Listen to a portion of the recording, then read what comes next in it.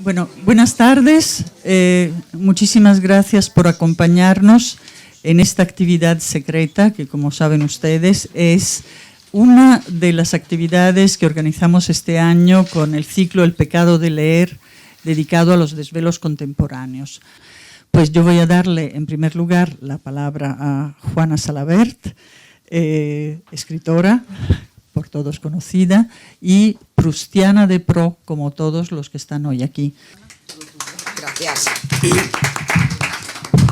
Hola, buenas tardes.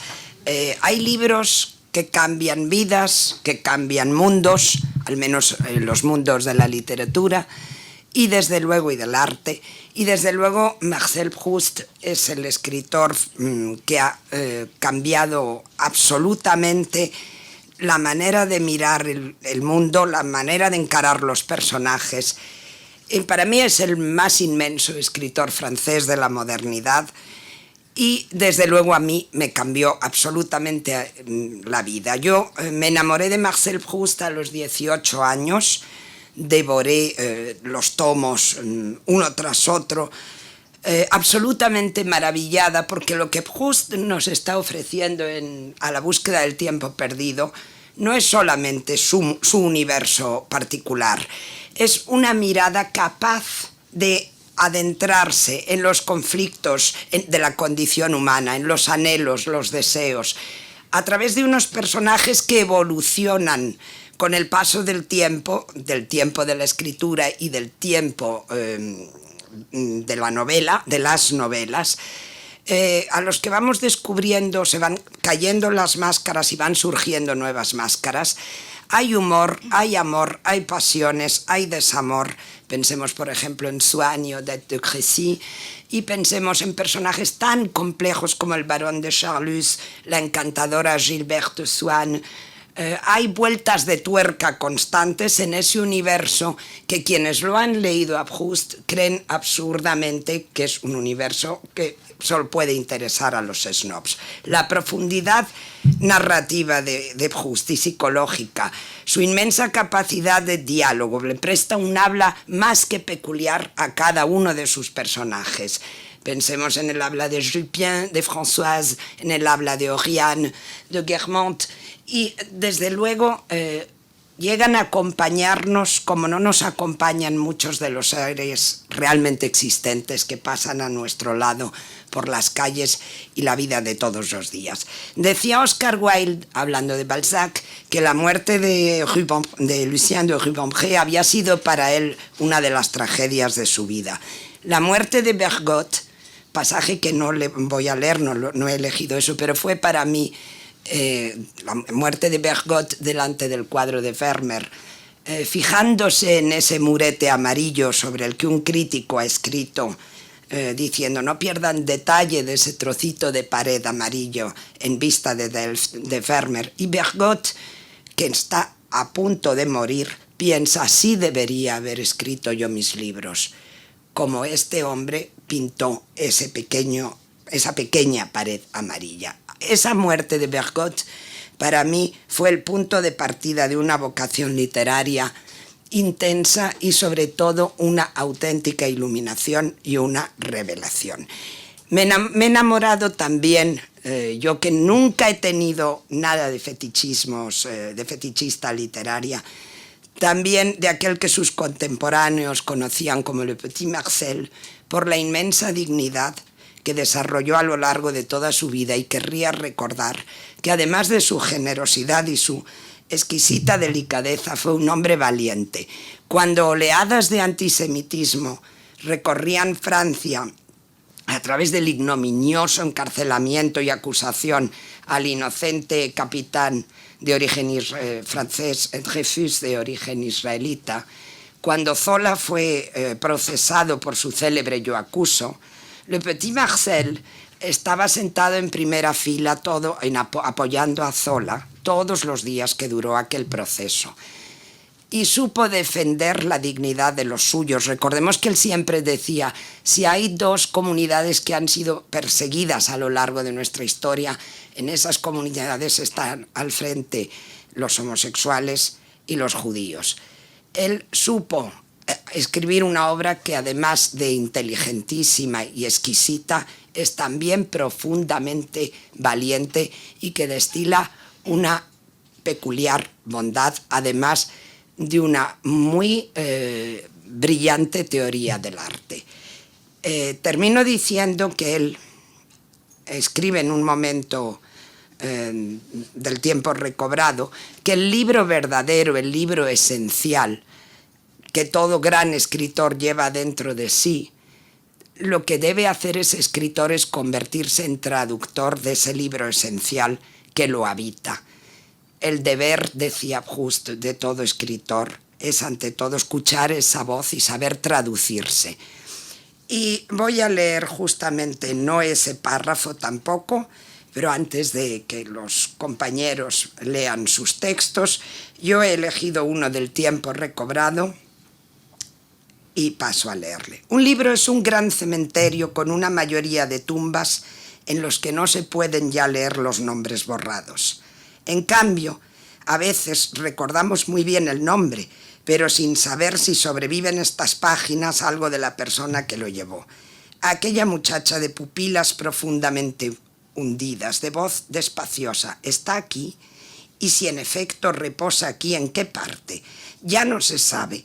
¿Y cómo encontrarla bajo las flores? Pero puesto que vivimos lejos de los seres individuales, puesto que nuestros sentimientos más fuertes, como lo fue mi amor a mi abuela, Albertine, pasados unos años ya no los conocemos, porque no son para nosotros más que una palabra incomprendida, porque podemos hablar de esos muertos con las personas de la sociedad, donde todavía nos complacemos en estar, aunque lo que amamos ha muerto, entonces, si hay un medio para enseñarnos a comprender esas palabras olvidadas, no debemos emplear ese medio, aunque para ello haya que transcribirlas, primero a un lenguaje universal, pero que por lo menos sea permanente, que haría de los que ya no son, en su esencia más verdadera, una adquisición perpetua para todas las almas, más aún si logramos explicar esa ley de la mutabilidad que ha tomado aquellas palabras tan ininteligibles para nosotros. ¿No se transforma nuestra mutilación en una fuerza nueva? Por otra parte, la obra en la que han colaborado nuestras cuitas puede ser interpretada para nuestro futuro a la vez como un signo nefasto de sufrimiento y como un signo venturoso de consuelo. Créanme, leer a Marcel Proust nos hace mejores, nos hace más humanos, nos hace más inteligentes y sobre todo más afanosos de belleza. Muchísimas gracias.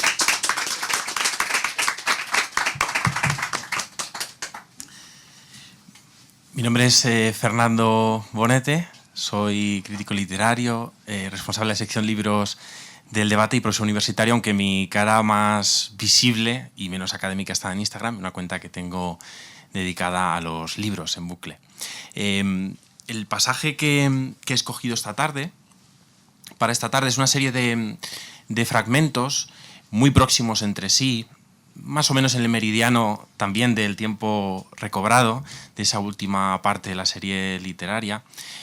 Para ponerles en contexto, nuestro protagonista viene de estar muy enfermo en el sanatorio, regresa a París, donde un poco por inercia, como la mayor parte de las fiestas a las que asiste en busca del tiempo perdido, por inercia acepta la invitación al Palacio Guermantes para una fiesta con la aristocracia. Y es un momento especialmente duro para él, porque viene de estar muy enfermo y todavía tiene achaques de salud, y porque se replantea de nuevo ese gran anhelo de literatura y de escritor que él quería ser, pero que no termina de ser. Y bueno, en ese momento de especial desconsuelo, de especial tristeza, tiene lugar, y por eso he escogido este pasaje que les leo, una conversión. No es una conversión en el sentido religioso de la palabra, sino una conversión, como decía el filósofo Alejandro Llano, una conversión en sentido humanista. Un momento de luz, porque nuestro joven protagonista encuentra algo que había estado buscando con gran anhelo, pero que no terminaba de encontrar, y en ese momento de la fiesta, aun con todo su desconsuelo y su tristeza, interrogándose por lo que está ocurriendo en ese momento, lo encuentra. Es una experiencia radical en la cual, de hecho, él supera la sucesividad del tiempo, y de hecho termina el pasaje así, él encuentra un poco de tiempo en estado puro. Les leo este pasaje. A veces, en el momento en que todo nos parece perdido, llega la señal que puede salvarnos. Hemos llamado a todas las puertas que no dan a ningún sitio, y la única por la que podemos entrar y que habríamos buscado en vano durante 100 años, tropezamos con ella sin saberlo y se nos abre. Rumiando los tristes pensamientos que decía hace un momento, entré en el patio del Hotel de Guermantes y en mi distracción no pude ver un coche que avanzaba. El grito del Watman solo me dio tiempo a apartarme bruscamente y retrocedí lo bastante para chocar sin querer contra el pavimento bastante desigual tras el cual estaba la cochera. Pero en el momento en que, rehaciéndome, puse el pie en una losa un poco menos alta que la anterior, todo mi desaliento se esfumó ante la misma felicidad que en diversas épocas de mi vida me dio la vista de los árboles que creí reconocer en un paseo en coche alrededor de Balbec, la vista de los campanarios de Martinville, el sabor de una magdalena mojada en una infusión, tantas otras sensaciones de las que he hablado y que las últimas obras de Vincel me parecieron sintetizar. Igual que en el momento en que saboreaba la magdalena, desaparecieron toda inquietud sobre el porvenir, toda duda intelectual. Las que me asaltaban hace un momento sobre la realidad de mis dotes literarias y hasta sobre la realidad de la literatura se disiparon como por encanto. Sin haber hecho ningún razonamiento nuevo, sin haber encontrado ningún argumento decisivo, las dificultades, insolubles un momento antes, perdieron toda su importancia. Pero esta vez estaba completamente decidido a no resignarme a ignorar por qué, como lo hice el día que saboreé una magdalena mojada en una infusión. Y esta causa la adivinaba comparando aquellas diversas impresiones dichosas y que tenían de común entre ellas el que yo las sentía a la vez en el momento actual y en un momento lejano, hasta casi confundir el pasado con el presente, hasta hacerme dudar en cuál de los dos me encontraba. En realidad, el ser que entonces gustaba en mí aquella impresión, la gustaba en lo que tenía de común en un día antiguo y ahora, en lo que tenía de extratemporal, un ser que solo aparecía cuando, por una de esas identidades entre el presente y el pasado, podía encontrarse en el único medio donde pudiera vivir, gozar de la esencia de las cosas, es decir, fuera del tiempo. Esto explicaba que mis inquietudes sobre mi muerte hubieran cesado en el momento en que reconocí inconscientemente el sabor de la pequeña magdalena, porque en aquel momento el ser que yo había sido era un ser extratemporal, despreocupado, por lo tanto, de las vicisitudes del futuro. Aquel ser no había venido nunca a mí, no se había manifestado jamás sino fuera de la acción, del gozo inmediato, cada vez que el milagro de una analogía me había hecho evadirme del presente.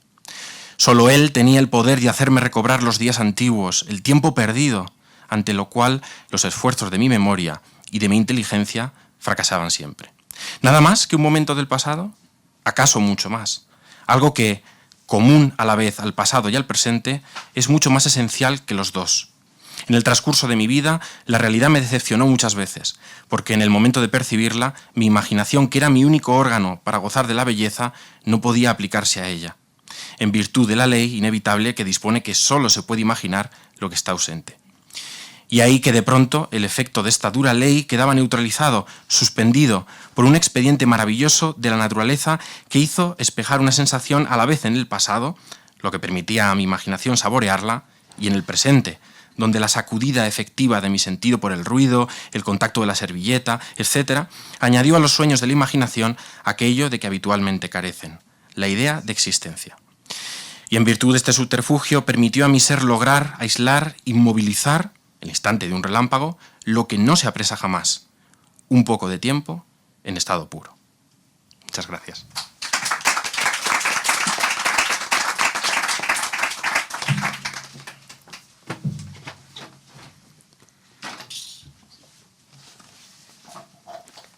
Bueno, yo soy Inés Ortega, hija de José Ortega Espotorno, fundador de Alianza Editorial, y casado con Simone Klein, francesa, y además autora de uno de los libros más bestseller de Alianza Editorial.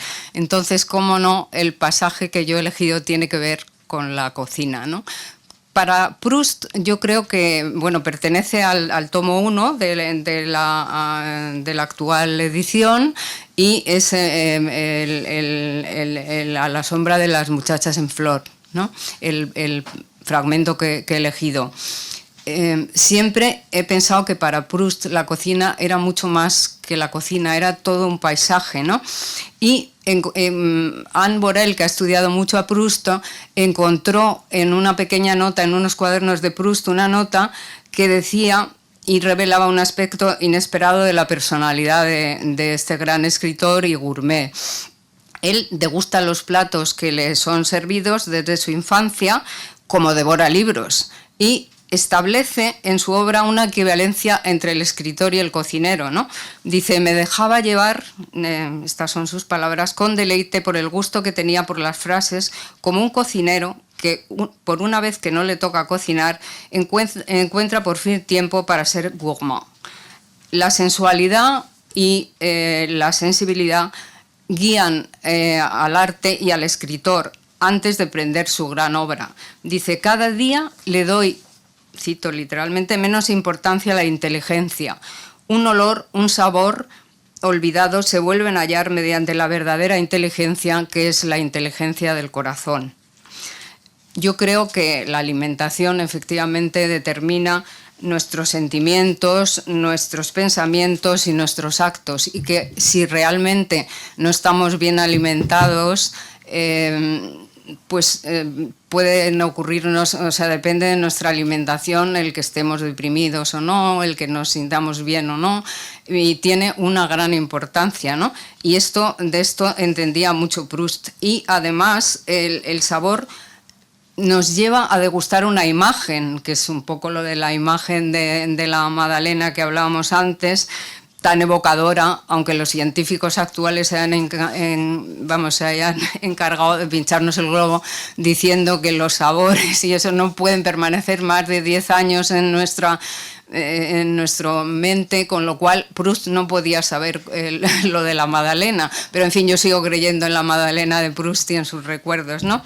Y pienso que el arte culinario va ligado a todas otras artes, tanto a la pintura como a la literatura o como a la música, ¿no? Y lo único que nuestros objetos, los culinarios, tienen la cosa diferente de ser efímeros, porque una vez que son comidos pues desaparecen, mientras que el otro tipo de arte, la literatura, la pintura, la gastronomía, permanecen en el tiempo. Entonces a mí me gustaría que ustedes, una vez leído el texto que he elegido, pues crearan sus propios itinerarios a través de la gastronomía y de los placeres de la literatura. Yo he elegido este texto.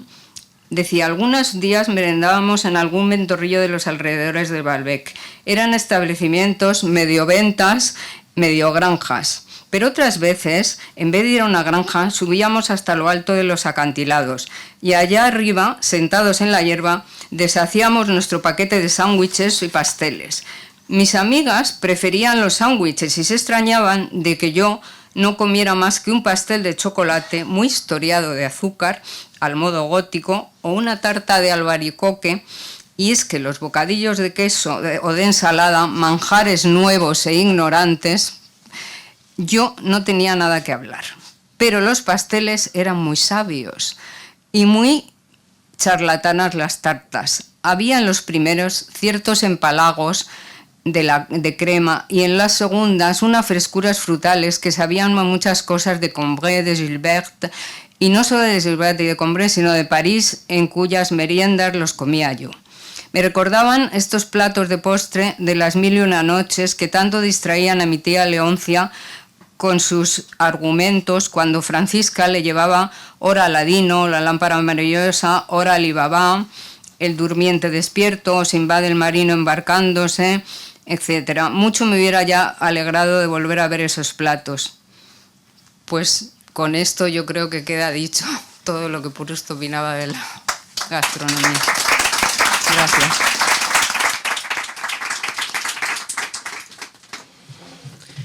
Bueno, muchas gracias por la invitación. Yo soy Elizabeth Duval, escritora. Es peligroso decirlo tan cerca del 2 de mayo, pero afrancesada, creo que es una condición que quizá comparten muchas personas que estamos aquí.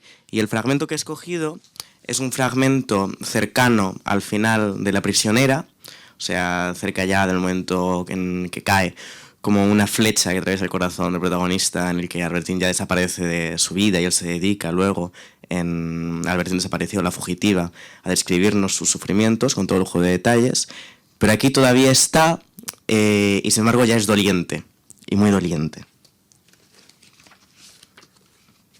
Dice así: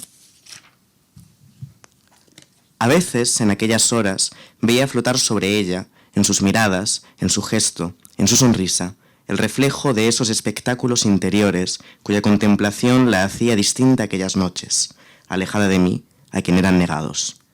¿En qué piensas, querida? En nada. A veces, para contestar a este reproche que le hacía, de no decirme nada, tan pronto me decía cosas que ella no ignoraba que yo sabía, también como todo el mundo, como esos hombres de Estado, que no nos anunciarían la más pequeña noticia, pero en cambio nos hablan de la que hemos podido leer en los periódicos de la víspera. Tan pronto me contaba, sin ninguna precisión, como una especie de falsas confidencias, tantos paseos en bicicleta que hacía en Balbec el año antes de conocerme. Y como si yo hubiera adivinado exactamente en otro tiempo, deduciendo de aquello que debía de ser una muchacha muy libre, puesto que hacía aquellos viajes tan largos, al evocar aquellos paseos, se insinuaba entre los labios de Albertina la misma misteriosa sonrisa que me sedujo los primeros días en el malecón de Balbec. Me hablaba también de las excursiones que había hecho con amigas por el campo holandés, de sus regresos a Ámsterdam a horas tardías de la noche, cuando una multitud compacta y alegre de personas, casi todas conocidas suyas, llenaban las calles, las orillas de los canales, cuyas luces innumerables y fugitivas creía yo ver reflejarse en los ojos brillantes de Albertina, como en los cristales inciertos de un carruaje rápido. Comparada con mi curiosidad dolorosa, insaciable, por los lugares donde Albertina había vivido, por lo que había podido hacer tal o cual noche, por las sonrisas y las miradas que había dirigido, por las palabras que había dicho, por los besos que había recibido, la sediciente curiosidad estética merecería más bien el nombre de indiferencia. ¿Cuántas gentes, cuántos lugares, incluso que no la concernían directamente, vagos lugares de placer donde pudo gustarlo, los lugares donde hay mucha gente, donde le rozan a uno? Había introducido Albertina en mi corazón desde el umbral de mi imaginación o de mi recuerdo, donde no me importaban, como una persona que hace entrar en el teatro a su séquito, toda una compañía, haciéndola pasar por el control delante de ella. Ahora mi conocimiento de todo aquello era interno, inmediato, espasmódico, doloroso. El amor es el espacio y el tiempo, hechos sensibles al corazón. Y, sin embargo, enteramente fiel, quizá no hubiese soportado infidelidades que sería incapaz de concebir. Pero lo que me torturaba, imaginar en Albertina, era mi propio deseo de gustar a otras mujeres, de iniciar otras aventuras. Era suponerle aquella mirada que el otro día no pude menos dirigir, aunque iba con ella, a unas jóvenes ciclistas sentadas en las mesas del Bois de Boulogne. Como no hay conocimiento, casi se puede decir que no hay celos más que de sí mismo. La observación cuenta poco. Solo del placer sentido por uno mismo se puede sacar saber y dolor. A veces, en los ojos de Albertina, en el brusco arrebato de su tez, sentía yo como un rayo de calor pasar furtivamente en regiones más inaccesibles para mí que el cielo, y donde evolucionaban los recuerdos de Albertina, desconocidos para mí. Entonces, aquella belleza que, pensando en los años sucesivos en que había conocido a Albertina, ya en la playa de Balbec, ya en París, le había encontrado desde hacía poco, y que consistía en que mi amiga se iba desarrollando en tantos planos y contenía tantos días transcurridos, aquella belleza tomaba para mí un algo desgarrador. Entonces, bajo aquel rostro sonrojado, sentía escondido, como un abismo, el inacabable espacio de las noches en que yo no conocía a Albertina. Ya podía sentarla en mis rodillas, tener su cabeza entre mis manos, ya podía acariciarla, pasar amorosamente mis manos sobre ella, como si manejara una piedra que encierra la salsedumbre de los océanos inmemoriales, o la luz de una estrella. Sentía que tocaba solamente la envoltura cerrada de un ser que por el interior accedía al infinito. Cuánto sufría por esta posición a que nos ha reducido el olvido de la naturaleza, que al instituir la separación de los cuerpos no pensó en hacer posible la interpenetración de las almas.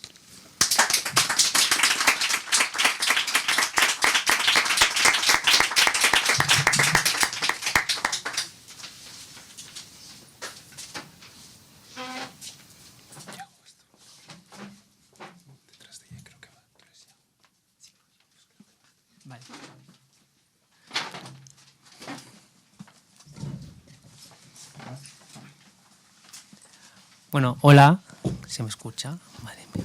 Hola, buenas tardes. Yo soy... Jolín, tengo que acercarme más. Se te escucha bien. ¿Ah, sí? Ah, vale, vale, perdón. Vale, pues soy Yago Gómez. Bueno, soy profesor, historiador del arte, arqueólogo, escritor y lo que se conoce como bookstagrammer hoy en día, porque comparto mis lecturas en Instagram. Bueno, la figura de Marcel Proust es verdad que marcó mis 4 años de carrera, evidentemente, sobre todo por su teoría del arte, y hemos trabajado muchísimo a este autor en esta carrera de Historia del Arte en Santiago de Compostela. He elegido el final del libro, o sea, de los 3 tomos, El tiempo recobrado, por 2 motivos. Primero, porque como lector siempre leo el final de una novela antes de lanzarme a ella. Es una manía que tengo, aunque me haga spoilers a veces. Y en segundo lugar, porque me parece la cumbre perfecta para esta obra inmortal que creo que a todas y todos nos ha marcado de alguna u de otra manera a los que estamos aquí. Hace un balance del paso de los años magistral y, aunque creo que aún soy joven, tengo 30 años, a mí el paso del tiempo me abruma y me aterroriza y me escandaliza lo rápido que va. Entonces, pues por eso he elegido este pasaje. Y nada, me lanzo a leerlo. Me producía un sentimiento de fatiga y de miedo percibir que todo aquel tiempo tan largo no solo había sido vivido, pensado, segregado por mí sin una sola interrupción, sentir que era mi vida, que era yo mismo, sino también que tenía que mantenerlo cada minuto amarrado a mí, que me sostenía, encaramado yo en su cima vertiginosa, que no podía moverme sin moverlo. La fecha en que yo oía el sonido de la campanilla del jardín de Combray, tan distante y sin embargo interior, era un punto de referencia en esta dimensión enorme que yo no me conocía. Me daba vértigo ver tantos años debajo de mí, aunque en mí, como si no tuviera leguas de estatura. Acababa de comprender por qué el duque de Guermantes, que, mirándole sentado en una silla, me impresionó por lo poco que había envejecido, aunque tenía debajo de sus pies tantos años más que yo. Al levantarse e intentar mantenerse en pie, vaciló sobre unas piernas temblonas como las de esos viejos arzobispos sobre los cuales lo único sólido es la cruz de metal, y hacia los que se precipitan unos seminaristas grandullones, y avanzó, no sin temblar como una hoja, sobre la cima poco practicable de 83 años, como si los hombres fueran encaramados en unos zancos vivos que crecen continuamente, que a veces llegan a ser más altos que campanarios, que acaban por hacerles la marcha difícil y peligrosa y de los que de pronto se derrumban. Me daba miedo que mis zancos fueran ya tan altos bajo mis pasos, me parecía que no iban a conservar la fuerza suficiente para mantener mucho tiempo unido a mí aquel pasado que descendía ya tan lejos. Si me diese siquiera el tiempo suficiente para realizar mi obra, lo primero que haría sería describir en ella a los hombres ocupando un lugar sumamente grande, aunque para ello hubieran de parecer seres monstruosos. Comparado con el muy restringido que se les asigna en el espacio, un lugar, por el contrario, prolongado sin límite en el tiempo, puesto que, como gigantes sumergidos en los años, lindan simultáneamente con épocas tan distantes entre las cuales vinieron a situarse tantos días. Gracias.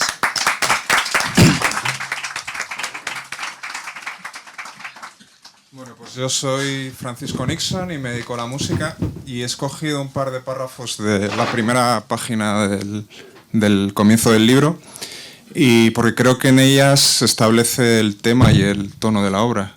El primer párrafo, bueno, yo siempre había pensado que En busca del tiempo perdido empezaba con el episodio de la Magdalena, pero en realidad empieza con un episodio de insomnio. Él nos describe en una noche en la que no puede dormir. Y entonces para mí el sentido de la obra cambia totalmente, porque ya no se trata de un hombre en búsqueda de sus recuerdos, sino es la situación opuesta. Es un hombre que no puede olvidar. Y precisamente porque para poder dormir uno necesita abandonarse. Y es lo que él no puede hacer. Y él juega limpio con nosotros y así nos lo dice. Dice que él, para pasar esas noches de insomnio, él lee libros y que da igual lo que lea. Todos los libros que lee le parecía que hablaban de él mismo. Entonces, bueno, ahí se establece el tema de la obra. El tema es él. Y hay otro segundo párrafo que me resulta conmovedor por su patetismo. en el que él utiliza el comparativo heroico para describir una escena en la que él se compara con un viajero que está enfermo y tiene que hacer noche en una posada. Entonces él se despierta y ve luz debajo de la puerta y él se alegra porque piensa que está a punto de amanecer y cree que por fin los criados van a poder venir a cuidarle.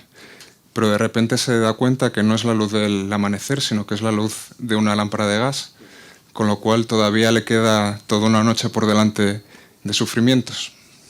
Así que yo creo que ese es, como he dicho, el tema y el tono de la obra. Y bueno, pues voy a leer. Son 2 párrafos de la primera página.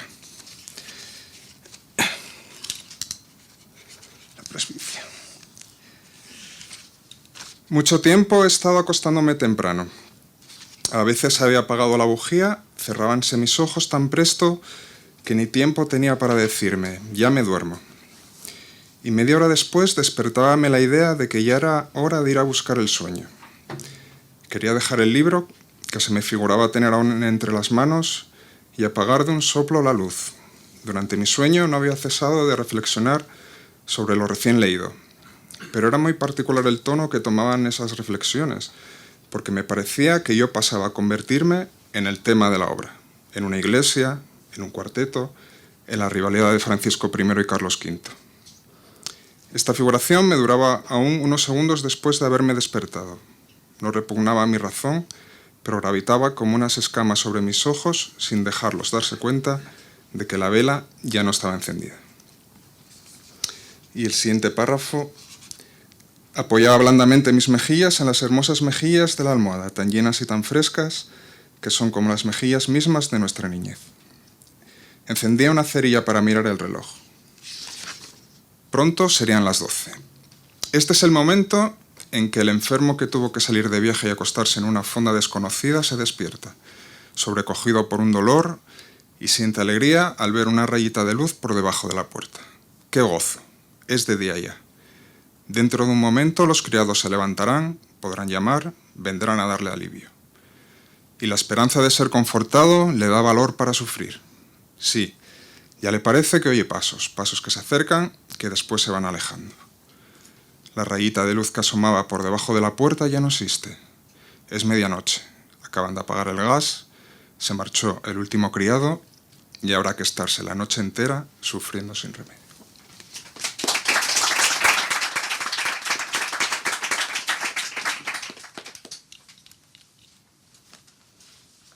Bueno, soy Loli, del dispensario literario, soy Bustagramer, me encanta difundir todo lo que es la literatura, y he elegido el pasaje de, un fragmento de La prisionera porque dentro de esta obra es lo que más me marcó o lo que más recuerdo, y he elegido una escena en la que Marcel admira de manera obsesiva a Albertina, esa Albertina que le ha dado tantos quebraderos de cabeza, y la ve durmiendo. Es más feliz viéndola dormir que cuando está despierta, y es algo que a mí, pues no sé, me marcó en su momento cuando lo leí, no sé si fue en la carrera o en BUP, no recuerdo muy bien cuando la leí, soy muy mayor ya. Pero sí que es verdad que de todo lo que he leído de él es algo que me ha marcado, que me abrió los ojos, que me habló de libertad, habla de la homosexualidad de él, perdón, estoy bastante nerviosa, y os lo voy a empezar a leer. Al cerrar los ojos, al perder la conciencia, Albertina se había desprendido, uno tras otro, de aquellos diferentes caracteres de humanidad que me decepcionaron el mismo día que la conocí. Ya no quedaba en ella más que la vida inconsciente de los vegetales, de los árboles, vida más diferente de la mía, más ajena, y que, sin embargo, me pertenecía más.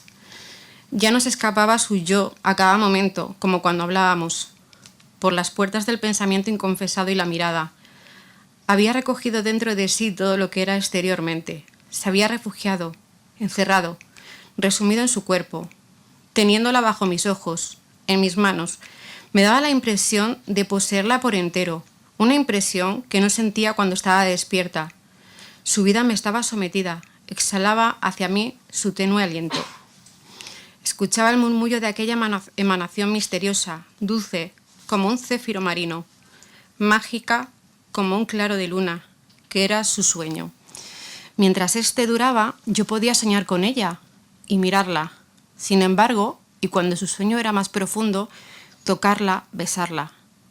Lo que yo sentía entonces era un amor tan puro, tan inmaterial, tan misterioso como si estuviera ante las criaturas inanimadas que son las bellezas de la naturaleza. Y, en efecto, cuando dormía un poco profundamente, dejaba de ser solo la planta que había sido, su sueño a la orilla de la cual meditaba yo con una fresca voluptuosidad, de la que no me hubiera cansado jamás y que hubiera podido gustar indefinidamente. Era para mí todo un paisaje. Su sueño ponía a mi lado algo tan sereno, tan sensualmente delicioso como esas noches de luna llena de la bahía de Baalbek. Quieta entonces como un lago, donde apenas se mueven las ramas, donde tendidos en la arena escucharíamos sin fin el romper de las olas.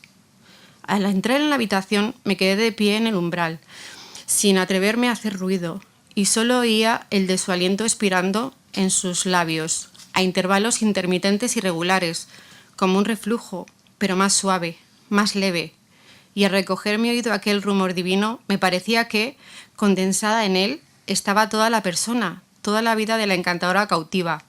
Allí, tendida bajo mis ojos, por la calle pasaban ruidosamente los carruajes y su frente seguía tan inmóvil, tan pura, tan ligero su aliento, reducido a la simple expiración del aire necesario. Luego, al ver que no iba a turbar su sueño, avanzaba prudentemente. Me sentaba en la silla que había al lado de la cama y después en la cama misma. Ese es el fragmento que he cogido.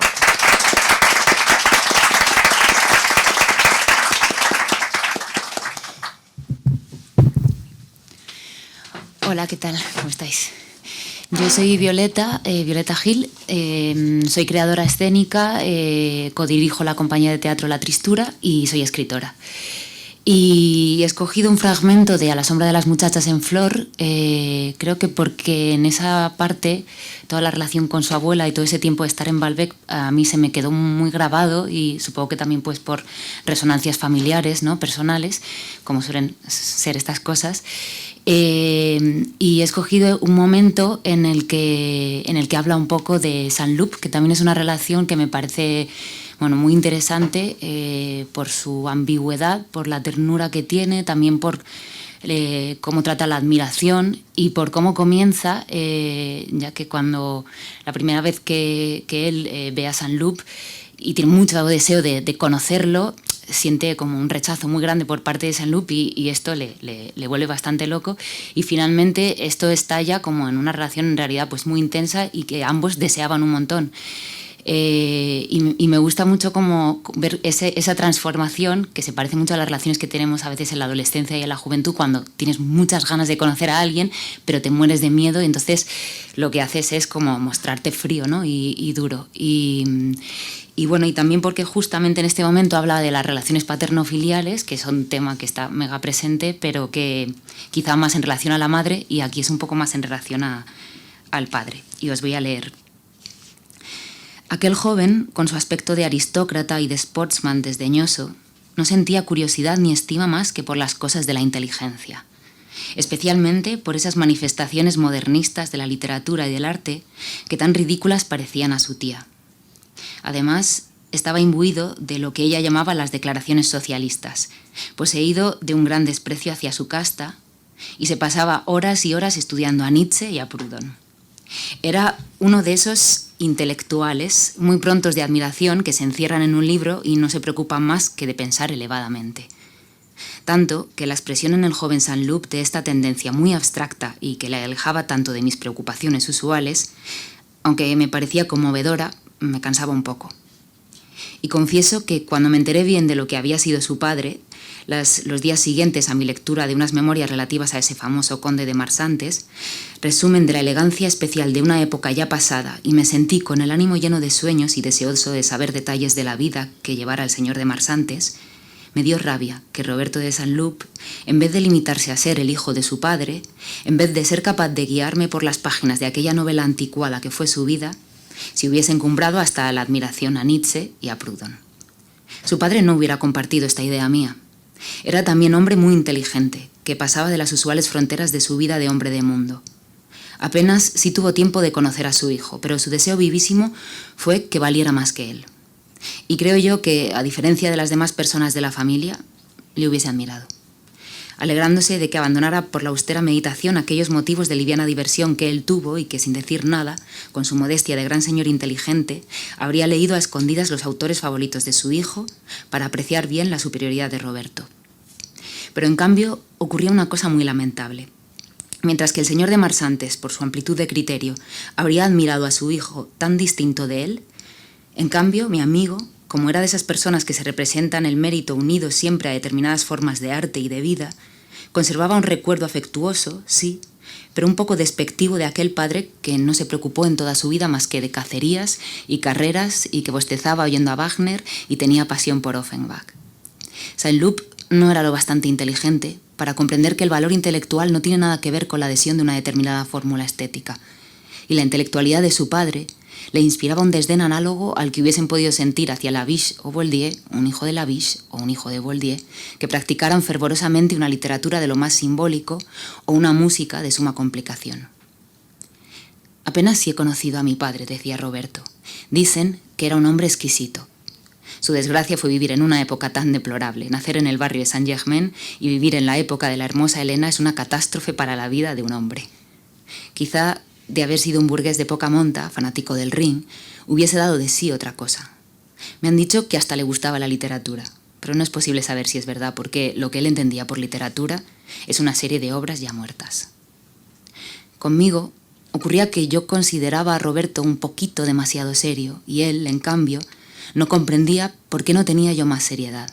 Juzgaba todas las cosas por el peso de inteligencia que contienen, y como no se daba cuenta de los encantos de imaginación que encierran ciertas cosas que él estimaba frívolas, se extrañaba de que a mí, porque me juzgaba muy superior a él, me pudieran interesar.